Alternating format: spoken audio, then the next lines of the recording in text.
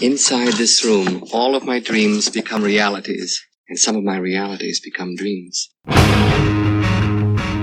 in the wide, wide world of sports is going on here? Alive! It's alive! It's alive! You are listening to The Wilder Ride, getting wilder by the minute. Here are your hosts, Alan Sanders and Walt Murray. Hey everyone, welcome back to The Wilder Ride, getting wilder by the minute, a podcast that celebrates the films of Gene Wilder 1 minute at a time. And for season 2, we are diving into Blazing Saddles, one, hey, you can't park that animal there, minute at a time. I'm your host, I'm Alan Sanders. I'm Walt Murray, your co-host. And one of our patron subscribers is our guest today, returning Ross Seymour, who won his golden ticket, opened that candy bar and said, look, I get to be on the show. Welcome, Ross. Thanks for having me back. Absolutely. Thank you for being a patron and for supporting our show. That you have no idea what that actually means for us. And that's why we have at that highest level that you chose to subscribe, the opportunity to come on and be on the show with us. So we are humbled by your presence. Glad I could help make that paycheck happen. Well, we look at it this way. You're helping to make sure I don't have to pay for the website for 1 month. So it's, a lot of costs go into having all that stuff up and running. And we thank all of our patrons, as we usually do every Friday morning or every Friday episode. We make sure we put a thank you to all the current sponsors and patrons. But Ross is at that level where you got a chance to be with us here on the show.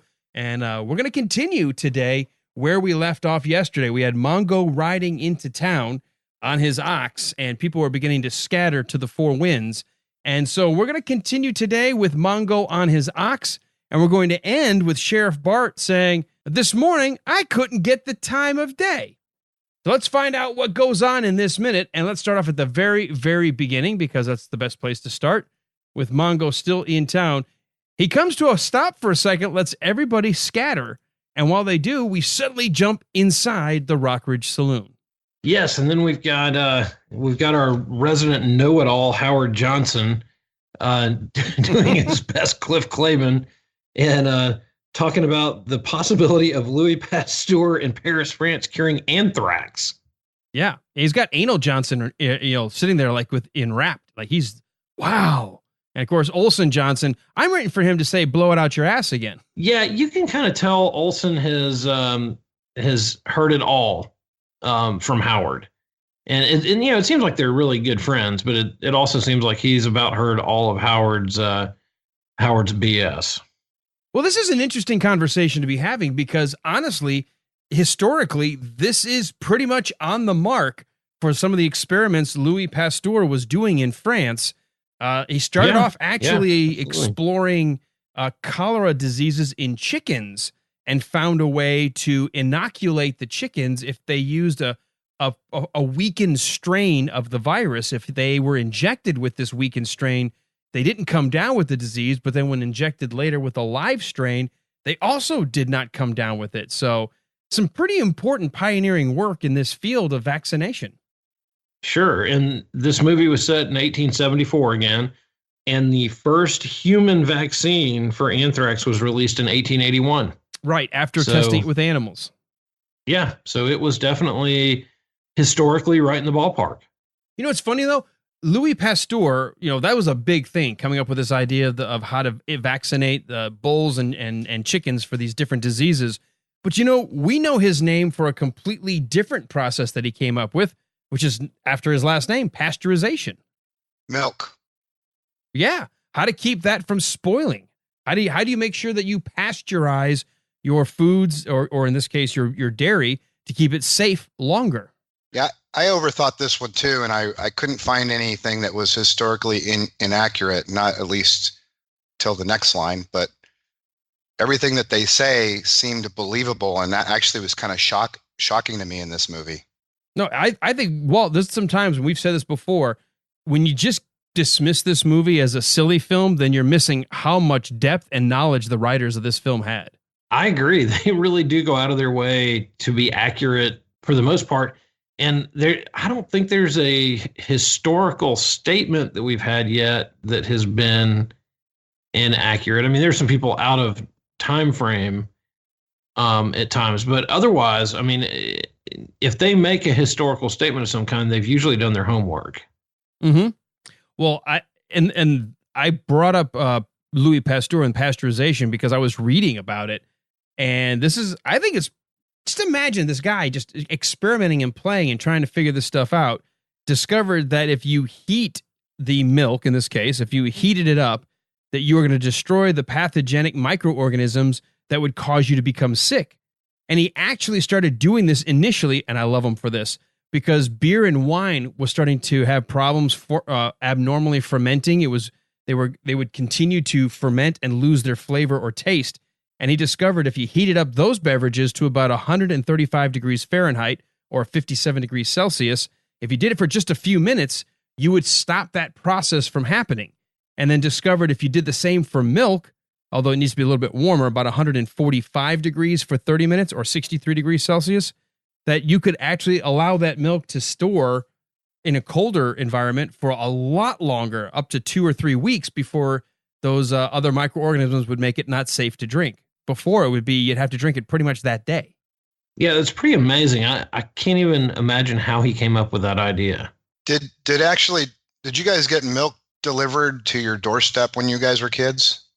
Yes. Walt might be that old, but I'm not. Yeah, no, we did, and it's kind of funny because obviously, thanks to this guy, the milkman would come at seemingly in the middle of the night, and we wake up and there'd be milk sitting out on our doorstep. I'm not that old, but he still did it back then, and it's sitting outside, which thanks to this guy, right? Mm-hmm. That's right. Yeah, in fact, Louis Pasteur is most known for being a chemist, which makes sense, but he was also a biologist and a microbiologist, and is considered his most renowned discoveries are the principles of, as we mentioned, vaccination, microbial fermentation, and pasteurization. So something that we have his namesake to this day. Every time you go get milk at the store and you see it says pasteurized, you can thank Louis Pasteur. Well, have you seen that there's kind of a new movement to get people to drink unpasteurized milk? Oh, please. Are these the same people that don't believe in vaccination either? Yes, it is a lot of the same group.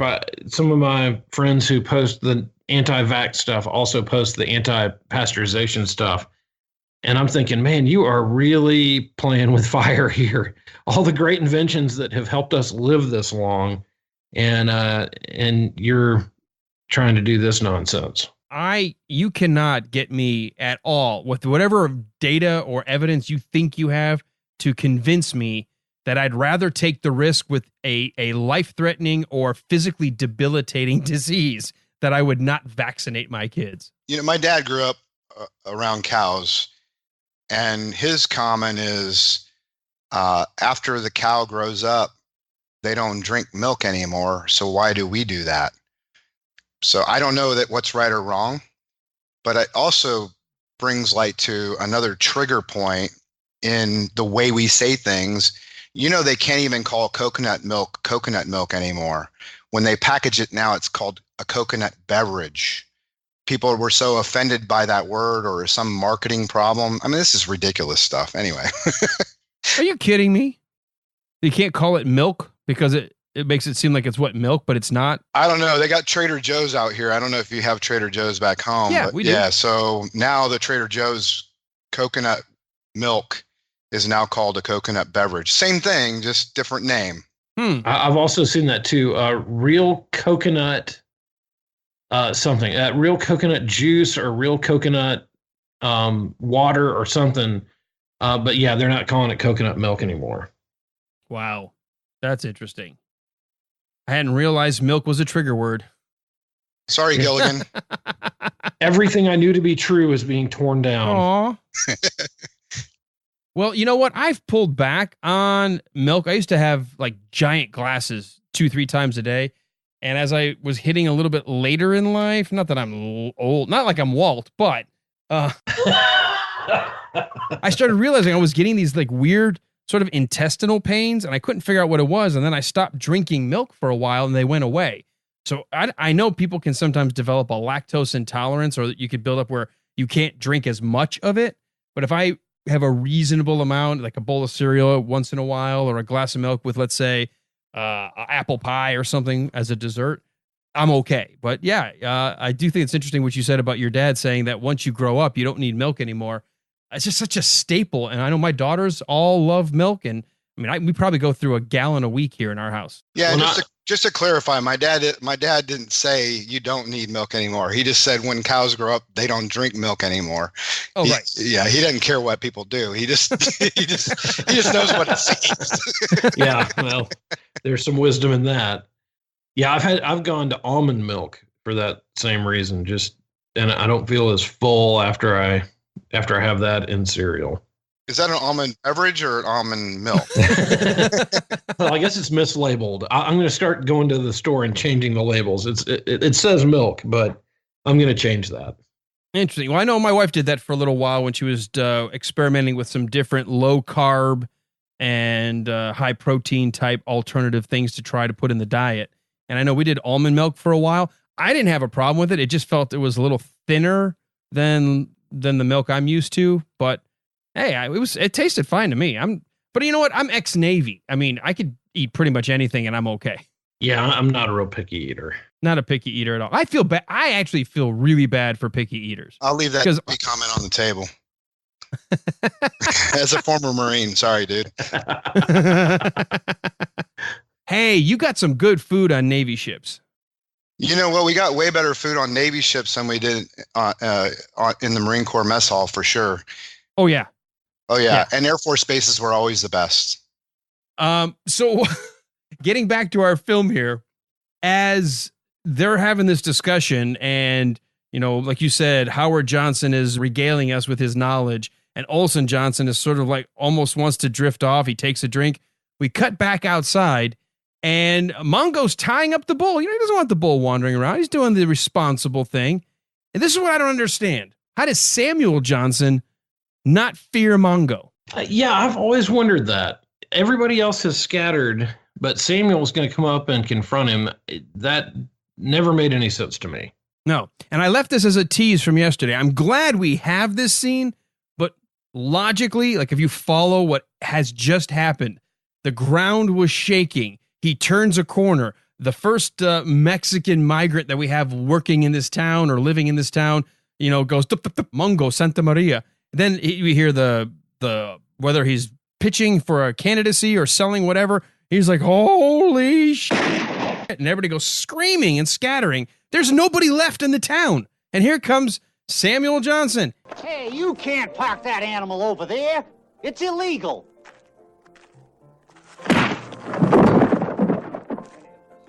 It doesn't make any sense to me. No, and of all people, Samuel, I mean, he's kind of an old guy. And, you know, he doesn't really have like any authority in town much. It was kind of an interesting choice to have him do it. Yeah. I think it is interesting because I think most cowards hide behind something that they feel they're safe. He has no safety net here. I agree with you. I don't know why he would think he could ride into the center of the street and challenge Mongo. That's kind of hilarious, actually.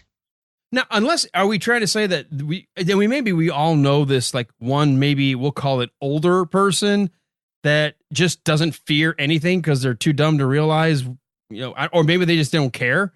But if he's hiding behind something, he's hiding behind, I'm on top of this horse and I'm going to tell you how things are in this town. I don't think that's going to work so well for Mongo. No, I don't think so either. It works well for Mongo. It doesn't work well for him. Well, I meant not work in the sense that Mongo's not going to take it lying down. Yeah, for sure. Yeah, he does not do well with any kind of threat. No. Well, we see, I want you to pay very close attention to the actor in this case, who, when we see him give his line, hey, you can't park that animal there. He's got a very distinct, almost top hat, like almost a stovetop hat, not quite as big as, let's say, an Abraham Lincoln. When we go to the reverse angle, that's not the same hat. Oh, let's see. I want to see I that. did too. Did you notice that? It's the same color, but it's shorter and it's got a wider brim. Stuntman. And we realize, if you pay attention, that's a stuntman on that horse. Oh, that's definitely a stuntman. Yeah. And isn't that like a beaver pelt hat? I don't know if it's beaver pelt. I know you said that before, but it could be. It could be made out of beaver. I know that was a big waste. In fact, the first millionaire in the United States that made his fortune by catching beavers because their pelts are waterproof and making hats out of them. I picked this minute because there was no beaver jokes in here. Cue up police squad. Hey, nice beaver. Thanks. I just had it stuffed. Oh man, you guys. Naked Gun. But no, yeah, it's it may be supposed to be that. I don't know if that's an actual beaver pelt hat or a beaver skin hat for the movie, but it may be trying to simulate that because that was really popular in Europe when early trappers in the United States realized how much people were willing to spend for waterproof hats in Europe. They made a killing going out and trapping the animals, skinning them, and then selling those pelts to folks who would make those hats. Yeah, and that's what I was going to say. If it was a beaver pelt hat, it was a very expensive and nice hat. Oh yeah, it was top of the line, and it's still to this day. I don't know if they still do beaver because of the technology we have with other synthetic fibers, but the fact that it was always waterproof, it was a high commodity for folks that were outdoors a lot. Well, and this at least was shot on the West Coast, and in the desert, there would really be almost no reason to spend that much money on a hat. Yeah, it would be so hot. Yeah, it would be bad, and you don't need it because it only rains here twice a year. Yeah. All right, so we get the reverse shot. It doesn't look like the exact same hat, and it certainly doesn't look like the same person. The way the hair's a little bit darker, it's a little bushier coming out from the back, but he's doing his best to try to keep his face away from the camera. And if you slow it down, just as Mongo goes to punch, you'll see that the rider is pulling on the reins and pulling. He's using his left leg to kind of give the horse the indication to do what it was trained to do, which is to fall on the ground. The best actor in the whole scene. Yeah. Yeah, the horse does a great job. It's very impressive. Brilliant. And when the stuntman who's riding that horse pops his head up, he makes the mistake of just for a brief second showing his face to camera, but then immediately has the presence of mind to put his hand over his face to hide the fact that is not the actor. Pretty obvious if you freeze it. Yeah, if you freeze it. If you're watching it real time, another continuity error here. When he pops up, the horse's head is towards Mongo's feet, as we can tell, and the actor is laying back almost to the tail of the horse. Like he's almost like he's sitting on his butt and laying backwards. When we cut to the insert, which is just a second later, we see now that the actor has suddenly gone face forward and is hanging out by the head of the horse. Huh. Yeah. Just a little continuity error. Yeah, just a bit.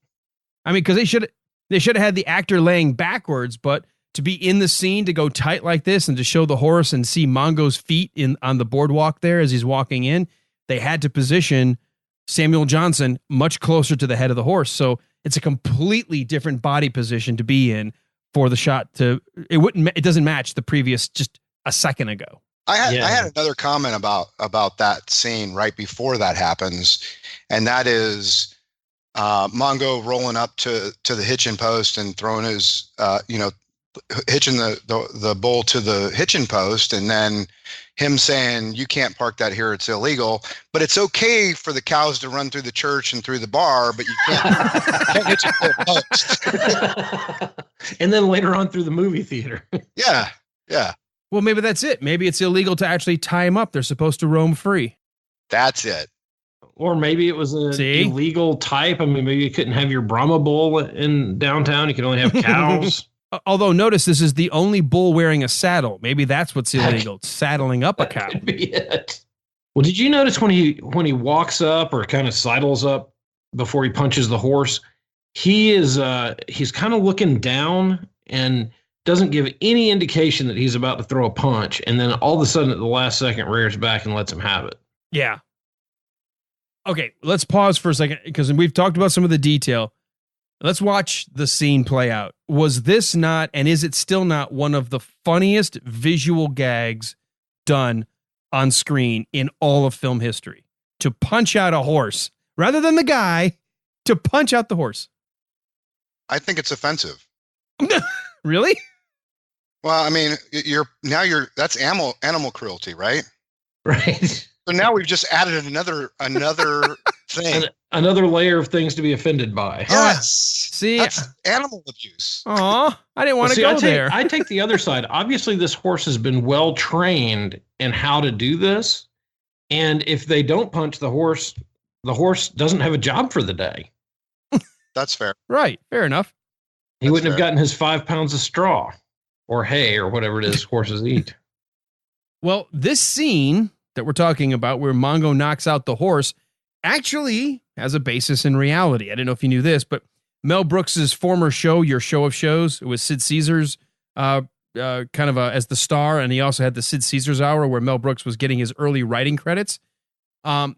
Sid Caesar, who was a physically imposing and somewhat violent man, reported in his 1982 biography, Where Have I Been?, that while trail riding with his wife, her horse caused trouble, and he himself punched it once between the eyes.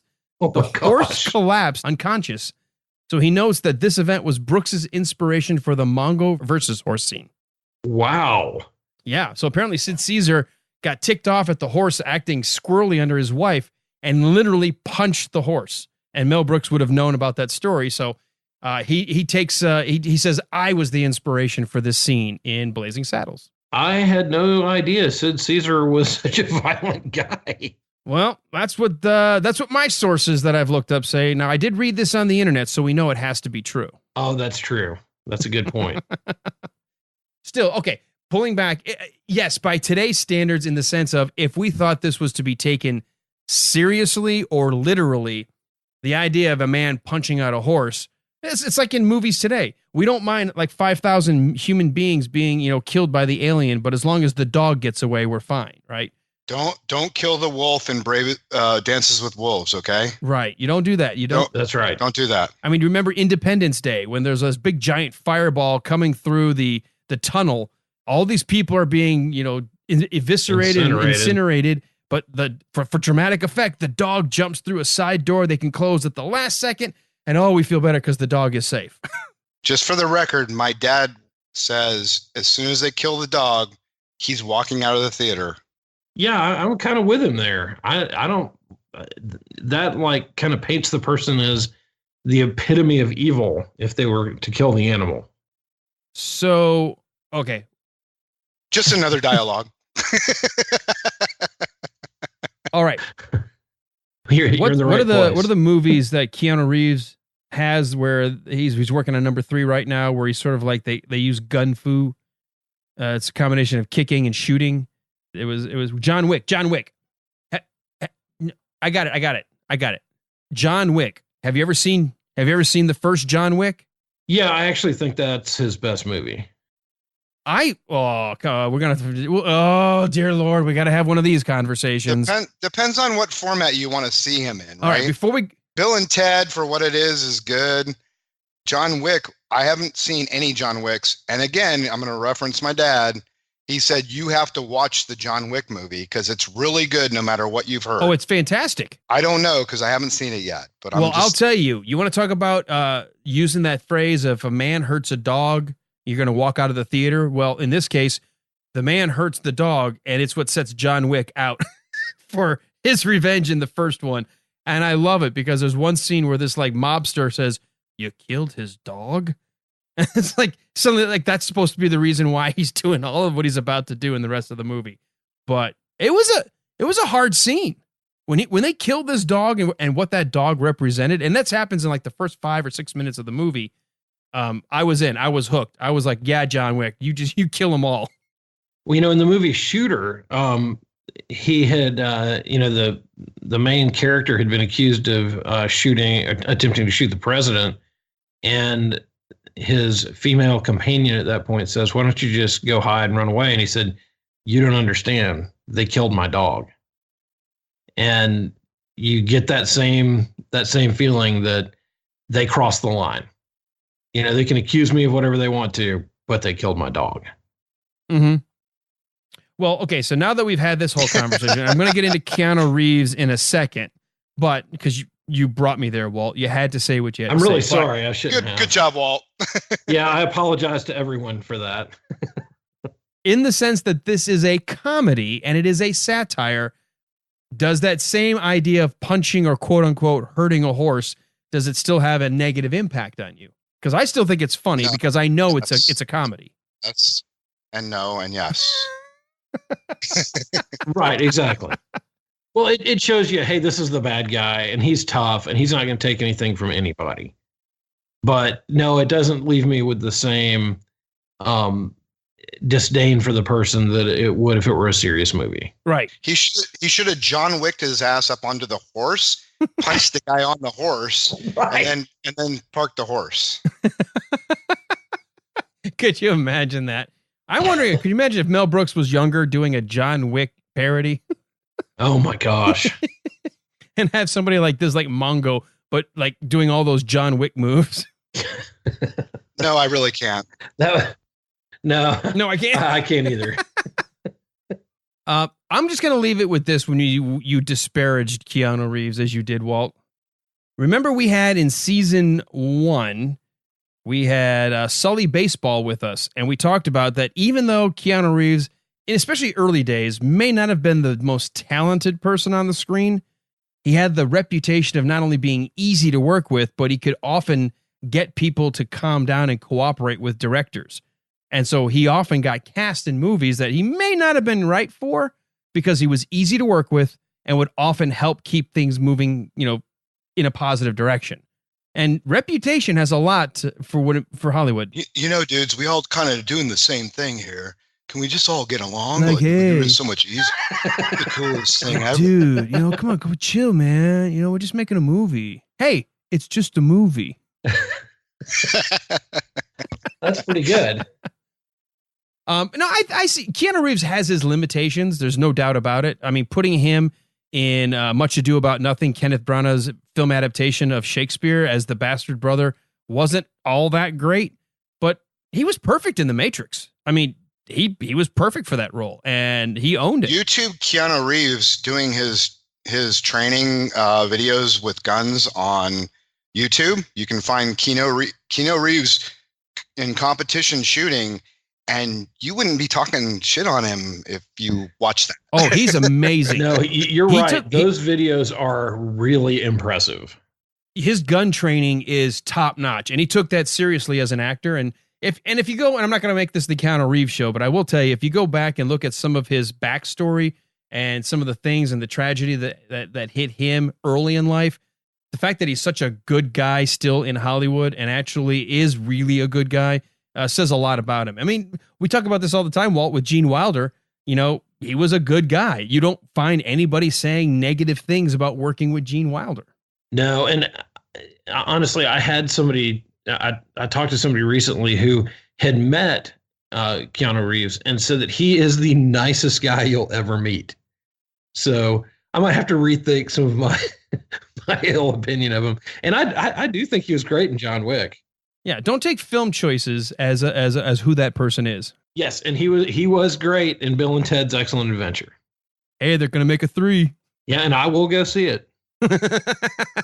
Sure. All right, now that we're all friends again.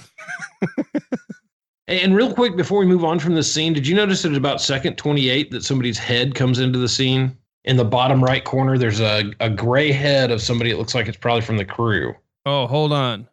In the bottom right? Yep, second 28, 29. Oh, you're right. Oh my God, you're right. When the camera pans down and they get out of frame really quick. Yep. Oh, it is so fast. But you know what? Since I'm watching it on my computer, oh my God, yeah, it's somebody with white hair, a white-headed person, like it's the back of their head. Yeah, and I'm assuming it's the crew because they don't have a hat on. Right. Oh my God, what a good catch. See, when the video player I'm using has a little black bar at the bottom if I have my cursor on the screen. So I had to pull my cursor off and hit play, and it shrunk down, and I saw it. Yeah, I had to do the same thing. I could tell there was something there, and I couldn't figure out what it was. Oh my God, that is funny as hell. I think it's a dog that's being really sad because of the animal cruelty. Because it doesn't look like a human. I wonder if that's the horse's trainer, because he's trying to keep kind of an eye line with the horse when the horse falls. Or if it's the animal handler. It may be. Yeah, I think right. Either that or it could be the stunt coordinator if something went wrong, ready to run in there to offer aid. What, Well, to and save the guy? Seriously? Come on. Yeah, he's under a horse. Well, I mean, and as soon as the horse is down, he moves. So I bet you're right. I bet he was one of the horse trainers or the stunt coordinators. Sure. Horse trainer for sure. They don't care about the actors or the stuntmen. They only care about the horse. I promise. Right. Well, the animal handler will only care about the animal, and then the stunt guy is only caring about the guy. No, the stunt coordinator doesn't care about the stuntman. You don't think so? I mean, my experience is you're on your own, kid. No. No, you know what? I will tell you this story. I got a chance to work on the film Andersonville many years ago. It was a Ted Turner production, TNT, shot in Georgia. I was hired as a full-time extra to be one of the just whatever you needed day in and day out, to have consistent folks who knew how to do things like march in, march out. We had a lot of training to make it look like we had been somewhat of a regiment that had been captured. And so I had 70 days of working on that film. And one of the things they asked for was anybody that had any sort of physical training or combat training or any kind of martial arts training, anything that would be interested in volunteering for a five days of night shoots for to be basically part of the stunt team, just to learn some basic stuff about, throwing and receiving punches and wrestling and just basically doing what we see later in the movie with the brawling. And Bill Sanderson was in the movie. He was one of these bad guys, part of the group known as the Regulators that were in this Civil War prison that would prey on anybody new coming to the Civil War prison. They would befriend you and then beat you up and steal all of your stuff. So they would always have fresh food or whatever you walked in with as being a captured Union soldier. Anyway, I say all this because one night we were shooting and Bill Sanderson is supposed to come running out of a tent because he's just killed one of the principal actors and he's trying to get away. And where they positioned me just outside the tent, I was supposed to be there to be kind of edge of frame wrestling a guy. So all of a sudden they hit action. Bill Sanderson comes running out. He misses his mark and runs like at 20 miles an hour straight into me. And I'm like, boom, we go falling down. He lands on top of me. The very first thing Bud Davis, the stunt coordinator, said, "Bill, are you okay? Bill, are you okay? Bill, are you okay?" And he's like, "Oh, I'm fine. I'm sorry. I missed my mark." He's like, and he looks to me, he goes, "Are you okay?" And Bud said, "Don't worry about him. He gets paid for that. Bill, are you okay?" No, hold on. Just for clarification, and I know you're probably going to cut this out anyway. You're the extra, but the only thing above an extra is a stand-in, and the only thing above a stand-in is a stuntman. So with respect to what you're saying, they didn't care about you. You're right. No, they didn't. Nope, they did not care. You're right. But the stuntman is not more important than that horse. I'm going to tell you that right now. No, I think after remembering that story, I think you're right.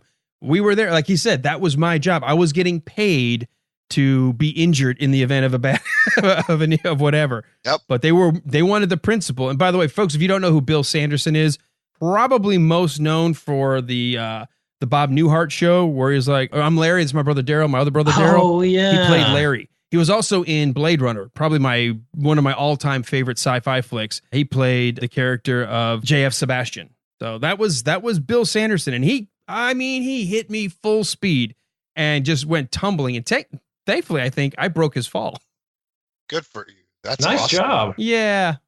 So he was able to go right back and do it again. If this podcast doesn't work out, you can market that. I'm a Bill Sanderson fall cushion. Yeah, I don't think I've got a big career in that. I can't ever come up with entrepreneurial ideas. They all would fail. So I guess I'm going to have to stick to podcasting. And extra work.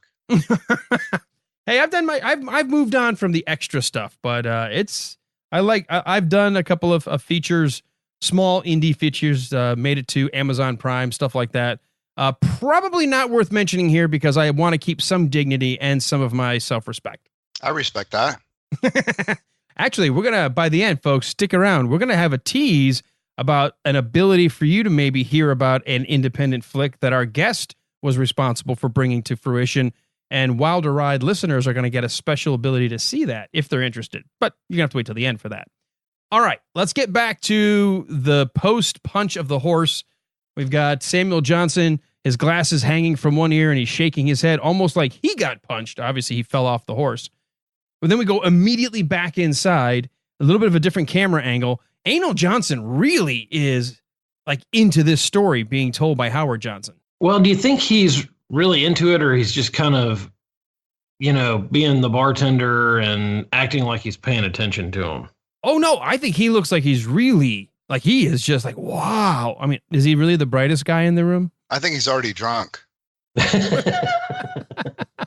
I never met a bartender in the Old West that wasn't. He's slightly.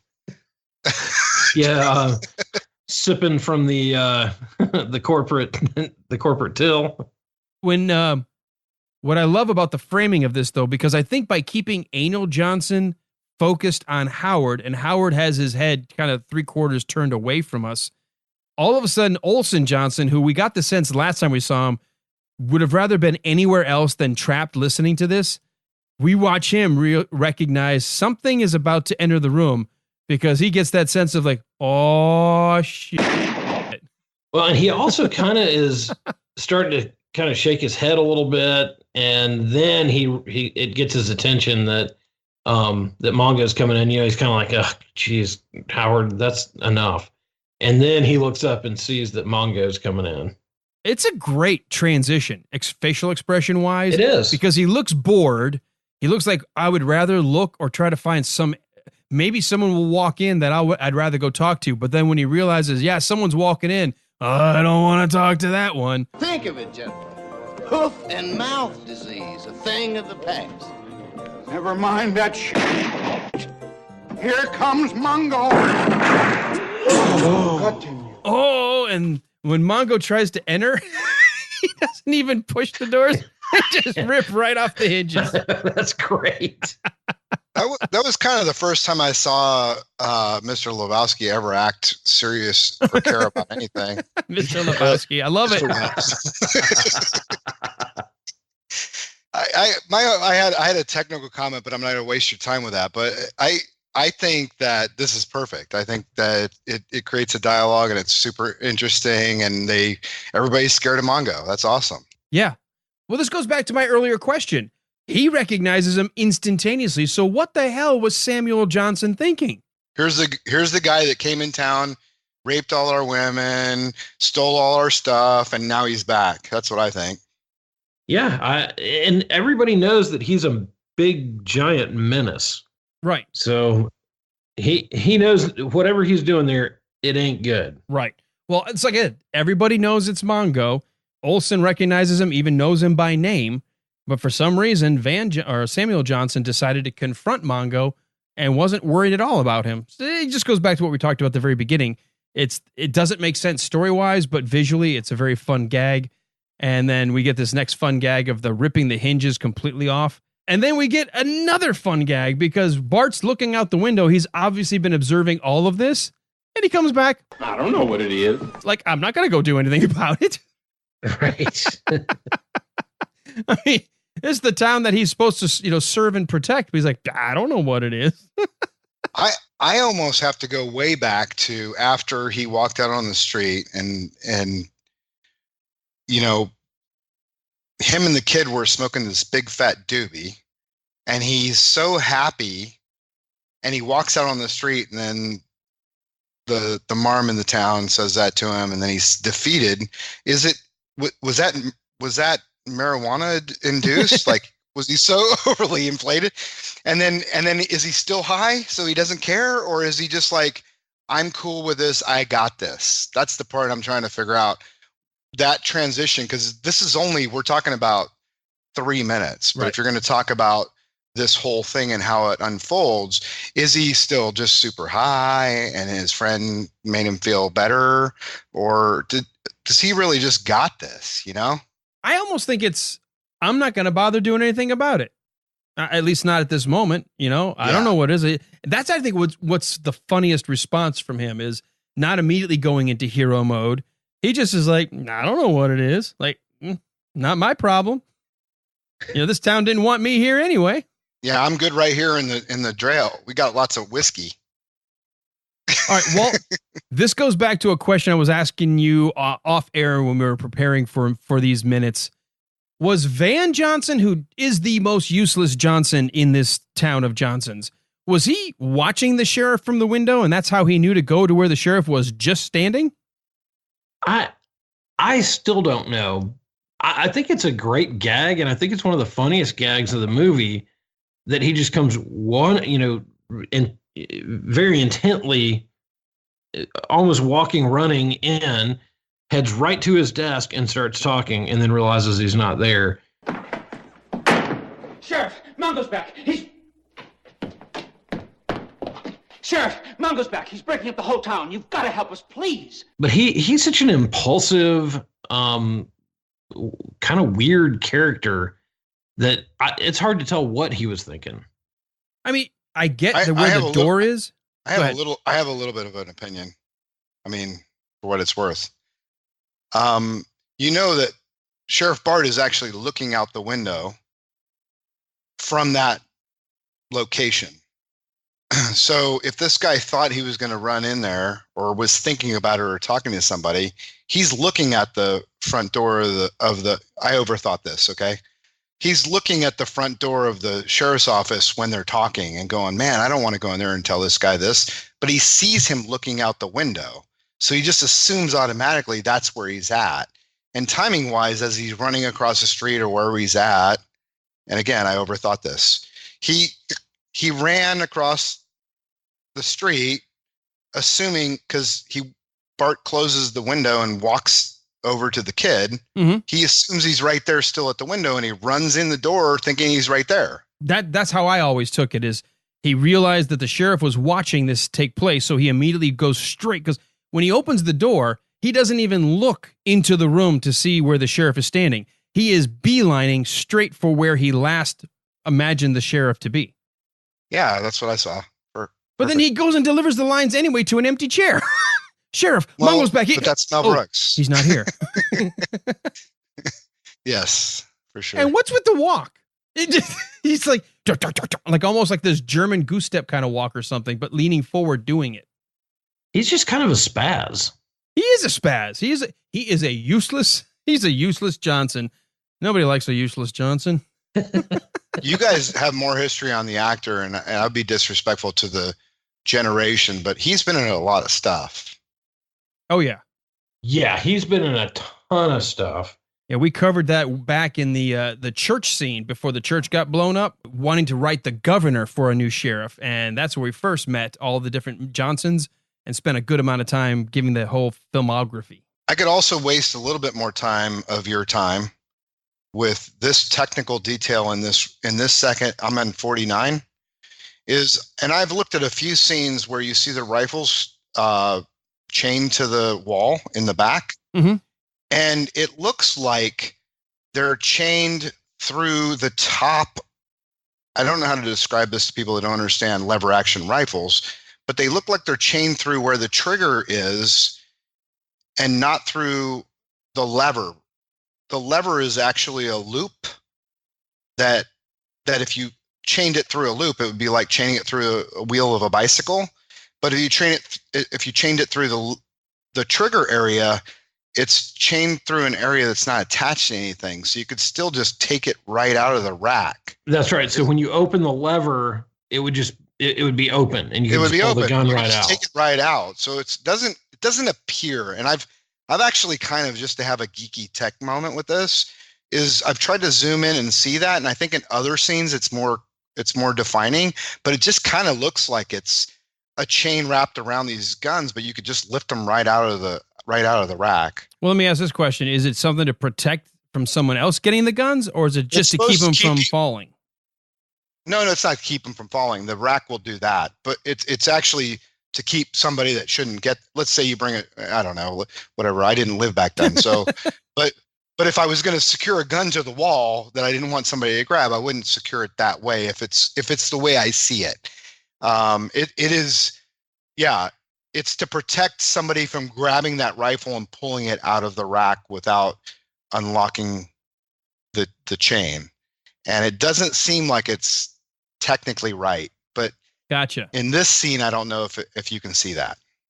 No, I think it's an interesting point that from a set dressing, they may not have realized how the lever actions worked on the old Winchester rifles of this era. But you're right. If it doesn't go through the loop where you would put your fingers in to open and cock in another shell, you're right. If you just open it up, well, that exposes the trigger guard. You could just take the rifle and walk away. Yeah, so, I overthought that one too. It's all good. That's what these episodes are all about. So we're going to end, or we move toward the end of this minute with when Van Johnson realizes I need to give my lines all over again. Well, there we go again. Another repeat, an echo of the same line we hear twice in the same scene. He starts to deliver the line, then he comes over and he delivers the line all over again, but adds the additional, "Sheriff, please." Did you hear that? Now it's please. This morning I couldn't get the time of day. Yeah, it is funny how fast the town is changing their opinion of the sheriff now that that Mongo is on the scene. Well, I think this is a great device to help us move in a positive direction for the town. Like that whole learning, they're just ignorant, morons. There's a bigger, worse problem that's going to help to galvanize the town. Like the sheriff being black was a problem. Mongo destroying the town is a much bigger problem. And it's almost like the enemy of my enemy is my friend. Well, maybe in this case, it's like, well, Mongo's worse than even Sheriff Bart. We got to get help. I actually think I think the line drives the dialogue. I don't like him being that confident. I think it takes away from how cool, calm, and collected he is all the way through the movie. And he doesn't need to brag or act like a badass. He just does it, right? And I think this line is a little bit almost too cocky for the character that I think is him. It's necessary to the dialogue, but so it drives the story, but he doesn't need to be that confident. He doesn't need that he needs to be that confident, but he doesn't need to be that cocky. You know what I'm saying? Yeah, but I also think it's nice for him to point out in front of the quote unquote white townsperson who Bart sort of lumping the way the town has treated him. Did you hear that? Please, this morning I couldn't get the time of day. And it's almost that you're reminding them, well, why should I do anything for you? You guys don't care about me. You were going to kill me when I first got into town. No, it's totally fair. It does drive the dialogue for sure. Now, we'll have to see how this turns out when we move into tomorrow because, who knows? He hasn't accepted to go after Mongo yet. He's just pointing out the fact that why? Just because please, wow, you guys have come a long way in the 3 hours since the old woman made fun of me or mocked me in the street. So we'll have to wait and see how this plays out. But Van Johnson's got that sort of I don't know, that actor look of, I don't know what I'm supposed to be doing. So I'm going to have no look on my face, which has been perfect for him for the entire role. So that's going to end where we are right here with him just asking that question or waiting to see what the sheriff's going to say. So before we wrap up, Ross, was there anything in this minute left that you wanted to talk about? Well, I'm good. This is great. This is awesome. Thank you. All right, Walt? No, I think we've pretty much covered it. Excellent. Well, before we tease what is coming tomorrow, because the scene does continue to play out and we're going to have some interesting things happening in minute number 48, but let's go ahead and give our guest a chance to plug a couple of things. I mentioned sort of wink, wink, nudge, nudge about independent films. And Ross, you said you wanted to do something for our listeners. Yeah, so I actually registered a domain that I hope you guys are easy with. It's ross.com with 5 S's, Ross. Should be easy to find. And what I would like to do is I would like to offer a Wilder Ride exclusive to watch my slasher horror film. If that's your genre, it's not PG, but it's not X. It's actually pretty tame by today's standards. If you'd like to see the movie, it's never going to come out anywhere. maybe maybe on YouTube video if they accept it. But honestly, I don't intend to make anything. It's just something I did many, many years ago, and I would like to see people watch it and enjoy it and have fun with it. And it's a bunch of girls on spring break going out of town and having fun and getting killed. I would like to offer, sounds like a good time. I'd like to offer a Wild Ride exclusive. If you go to my website at Ross with 5 S's, ROSSS ss.com. How do you say that? That's horrible, right? Send me an email, shoot me put the code in. I'm not sure how it will look when you hear this. Wilder Ride in the subject line or in the code box, you'll get the opportunity to preview a movie that will never be released online for free. All right. So folks, check that out. If it's your cup of tea, get a chance to see somebody's independent film work. A typical horror slasher film probably sounds like it's that late 80s, early 90s genre of, damsels, in various states of undress being stalked by a madman. Yes, sir. That's exactly what it is. Well, Ross has been our guest because he subscribed via our Patreon page to help become a patron of our show. And he subscribed to the level that gives him the opportunity to be on a couple of these minutes with us, which we've done this week. Where can people learn a little bit more about how they could help become patrons of our show? Well, that would be at patreon.com/thewilderride. And there you will find a list of different levels of sponsorship that could help us out. And that runs from, you could give $1 a month if that's what you have to set aside. And that would be a huge help to us, up to the level of, I believe it's $30 a month, where you get all the cool swag and stuff that we give out, and you get to come on a couple of episodes. Yep, and that's exactly what Ross did. And Ross, we want to say thank you again for not only giving us the time to be on a couple of these episodes with us, but for supporting the show. That really does mean a lot to us. Thank you. Yeah, thanks a lot, Ross. It's been a lot of fun. Thank you, guys. Yeah, we really appreciate you being here. All right, tomorrow, come on back. It's hump day, halfway through the week, and we're going to continue this scene. We're going to get with Sheriff Bart asking, who is this Mongo anyway? And we're going to end with the, how can you ever forget it when you've seen it the first time? Candygram from Mongo. He invented the Candygram. We're going to have to talk about this tomorrow on The Wilder Ride. Well, never mind that shit. Here comes Mongo. Me Mongo. Candygram. Yeah, that's coming up tomorrow. Oh, poor guy. Mongo. Can't wait to see what happens. You can't park that podcast here. It's illegal. Oh, you can't air that here.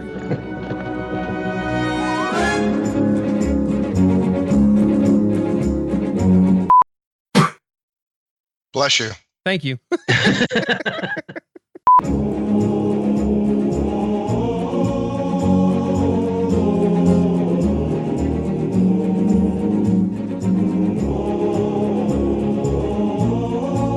Excellent. So, Walt, since you're not busy stalking people right now. No, not today.